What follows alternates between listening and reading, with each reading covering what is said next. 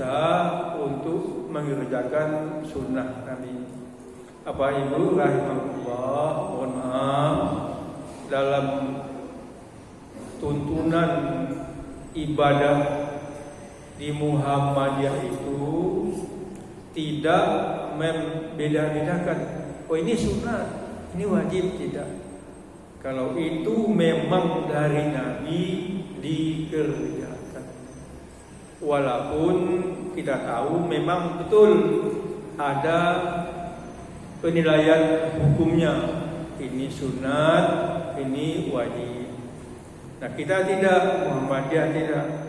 Semua yang dituntunkan Nabi dikerjakan. Wa ma umiru illa liya'budullaha mukhlishina lahuddin. Semua yang diperintahkan Allah kepadamu untuk beribadah, kita kerjakan dengan ikhlas. Tidak beda-bedakan. Ini sunat, tidak usah. Maaf, ya ini sunat, tidak usah. Ini wajib, baru dikerjakan. Hitung-hitung pahala namanya. Dengan Allah kok hitung-hitungan. Bapak Ibu rahimahullah, ya. Mohon maaf, saya ulang lagi ya biar lebih paham. Ambil air, taruh di muka. Terakhir mengusap dua sudut mata. Kita lanjutkan.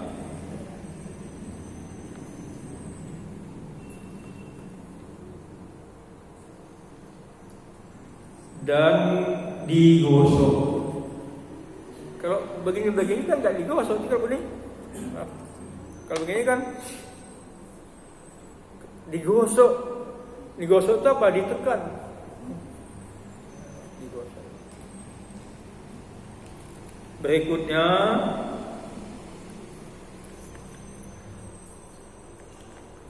dan sela-selailah janggutmu.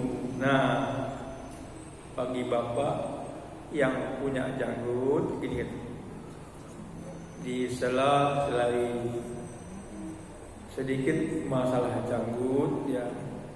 Memang Nabi mengatakan janggut itu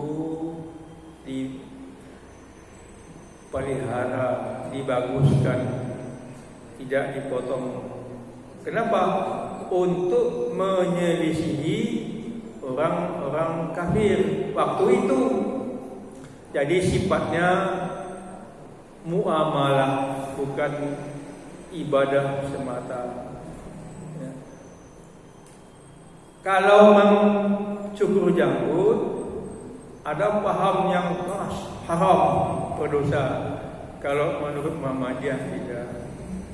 Termasuk celana di atas mata kaki itu betul ada hadisnya.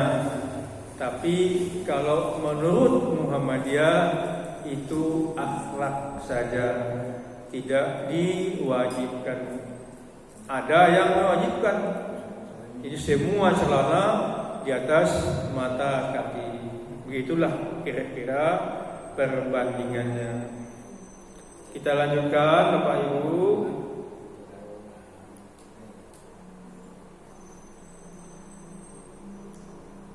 Kemudian basuhlah atau cucilah kedua tanganmu beserta kedua sikumu dengan digosok 3 kali, dan selailah jarimu dengan melebihkan membasuh kedua tanganmu mulai tangan kanan. Sebelum saya bacakan dalilnya, saya terangkan ya. Membasuh tangan 3 kali sampai ke siku dengan menyela-nyelai jari dan digosok. Jadi bukan begini. Selai jari digosok sampai ke mata siku. Taunya mata siku dipegang, pasti kena siku 3 kali. Di selai jari, kemudian naik ke atas, digosok sampai ke mata siku. Hitungan ketiga yang terakhir sama, selai jari digosok sampai ke mata siku. Dahulukan tangan kanan 3 kali, baru tangan kiri 3 kali. Jadi tidak tangan kanan, tangan kiri, tangan kanan, tangan kiri, tidak. Tertib kanan dulu, baru tangan kiri. Setiap pekerjaan itu dimulai dengan tangan kanan. Sekarang saya bacakan dalilnya.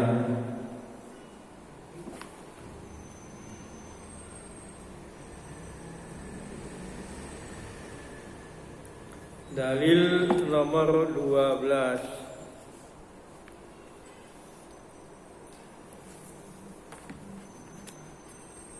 Lil ayatis sabiqati wa aydiyakum ilal marafiq. Karena ayat dalam pendahuluan yang saya bacakan awal dulu, dalilnya itu berwudu dan basuh tanganmu sampai ke siku. Jadi dalilnya ayat langsung. Itu ayat. Kemudian wali hadisi umranal muqaddimi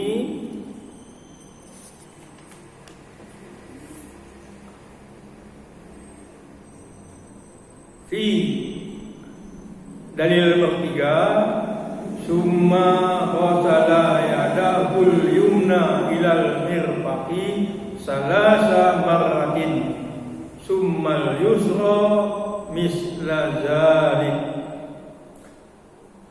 Hadis satu lagi, wali hadisin Abdullah bin Zaid bin Asim aniqa wa hadisi aidan qala anna nabiyya sallallahu alaihi wasallam utiya bisulusa muddin faja'ala yadluku zara'aihi.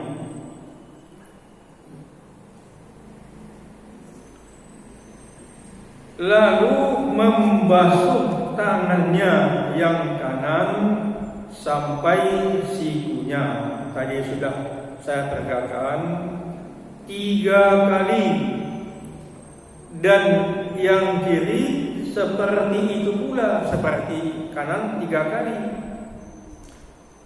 Dan karena hadis dari Abdullah bin Zaid bin Asim tersebut nomor 10, dan hadisnya juga bahwa Nabi Shallallahu Alaihi Wasallam diberi air 2/3 mud lalu menggosok 2 lengannya. Bapak Ibu rahimahullah, mohon maaf bagi bapak-bapak yang dalam musafir jalan jauh piknik pakai kaos panjang atau baju baju lengan panjang, termasuk ibu-ibu, kalau menyingkirkan itu sampai ke atas, jangan hanya di sini. Kalau hanya di sini nanti otomatis sikunya nggak kena. Nah, ibu-ibu kalau pakai sempit kemejanya, mohon maaf ya, berhubung ruangan perempuan itu tertutup, ya boleh buka baju, daripada nanti tidak sempurna wudunya. Kalau bapak-bapak biasanya kalau sempit bajunya buka baju, tinggal singlet. Nah, sama bapak ibu sama saja, cara berwudu tidak ada bedanya. Kita lanjutkan ya.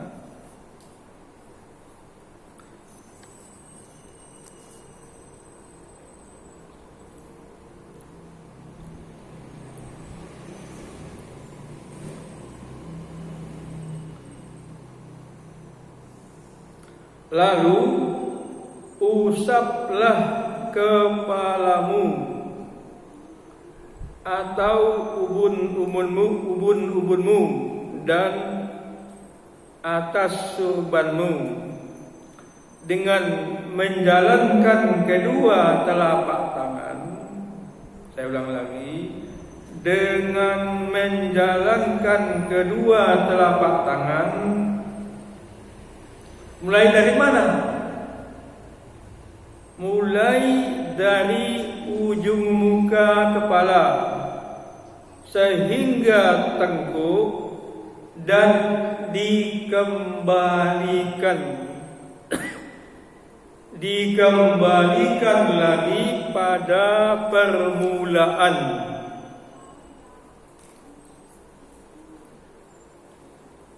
Bapak Ibu rahimahullah ya.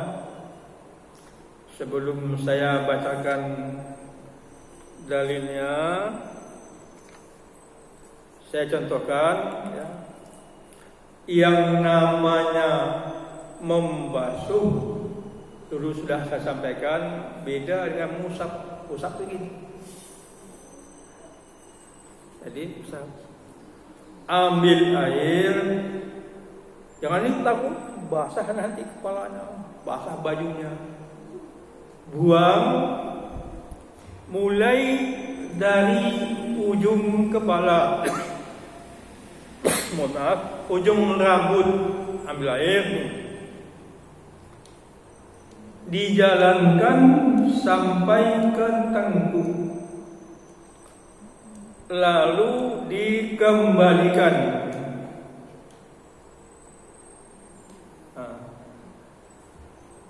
Ini menurut tuntunan putusan tadi. Nah, menurut buku fikih Islam karangan Sulaiman Rasyid cukup sampai di ubun saja. Memang dalam ayat itu tidak ada sampai di balik. Ini hadis Nabi.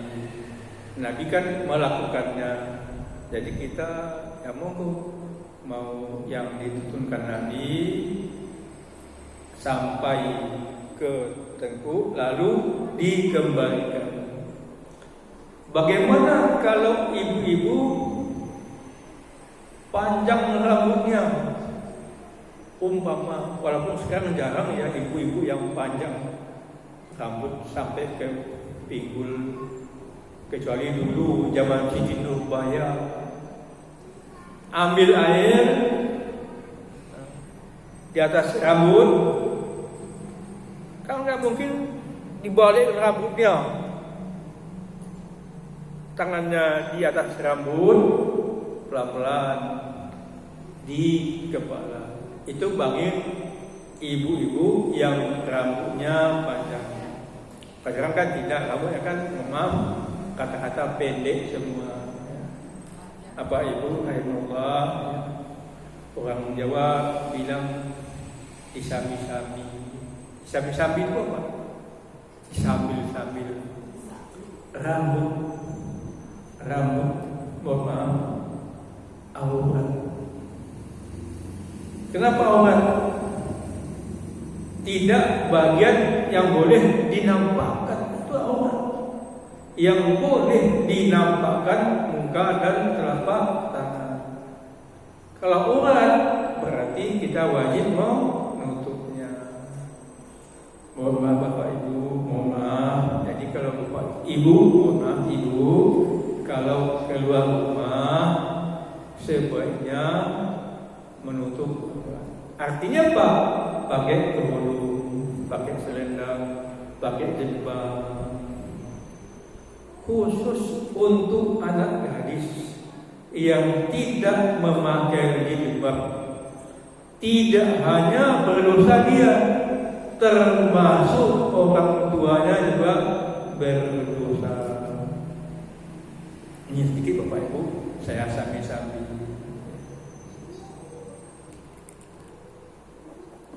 Kita lanjutkan.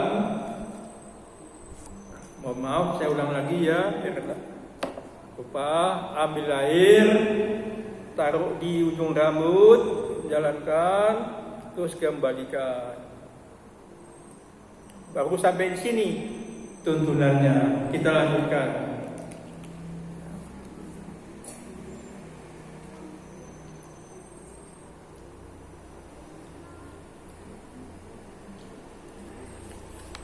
Kita lanjutkan.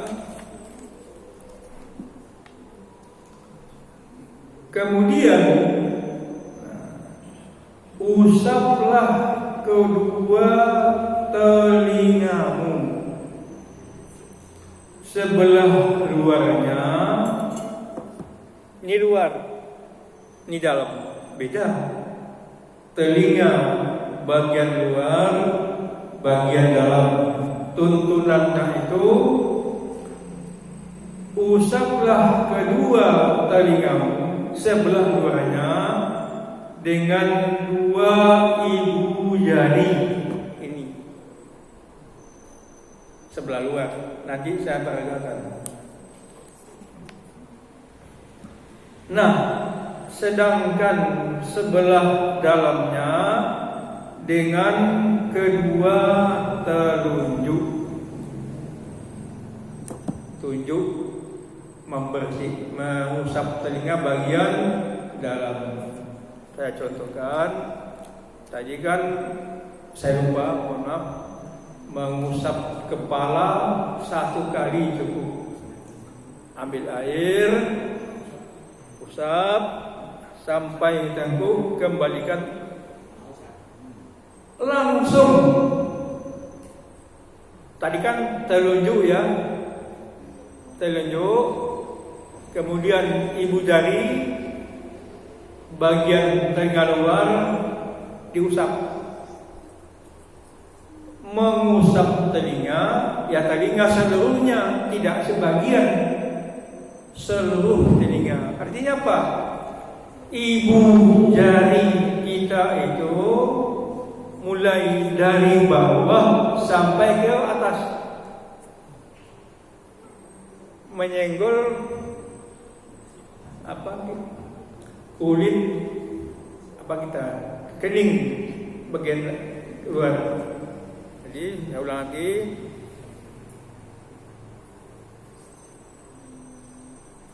Jadi, ketika terakhir telinga itu bagian atas kena, tidak hanya namanya telinga, seluruh telinga. Kita lanjutkan, Bapak Ibu. Lalu basuhlah kedua kakimu beserta kedua mata kaki. Kalau tadi siku batasnya, kalau kaki, kedua mata kaki sama dengan membasuh tangan dengan digosok 3 kali, dan selailah jari kakimu dengan melebihkan membasuh keduanya sama dengan tangan, dan mulailah dari yang kanan dan sempurnakanlah membasuh kedua kaki itu. Bapak Ibu rahimahullah, kalau tadi tangan di selai jari sama, kaki juga di sela-selai dari. Kalau kita memang sempat umpamanya tergesa-gesa, ya boleh tidak di sela-selai jari. Apa Ibu, dalam Islam juga ada tergesa-gesa. Contohnya imam baca surat atau Al-Fatihah, kedengaran anak menangis, boleh cepat-cepat. Ibu sedang sholat, bayinya menangis, boleh cepat-cepat. Jadi ada waktunya, ada tempatnya untuk cepat-cepat. Apa Ibu, cukup sekian. Terakhir, mohon maaf waktunya, baru berdoa. Doanya sudah ditempel di masjid. Asyhadu an la ilaha illallah wahdahu la syarikalah wa asyhadu anna Muhammadun abduhu wa rasuluh. Ada tambahannya, Allahumma ja'alni minat tawabina wa ja'alni minat tahrim. Kalau Muhammadiyah tidak pakai Allahumma ja'alni. Dalilnya apa? Insyaallah malam Rabu depan saya sampaikan. Cukup sekian. Terima kasih. Mohon maaf. Terima kasih. Assalamualaikum.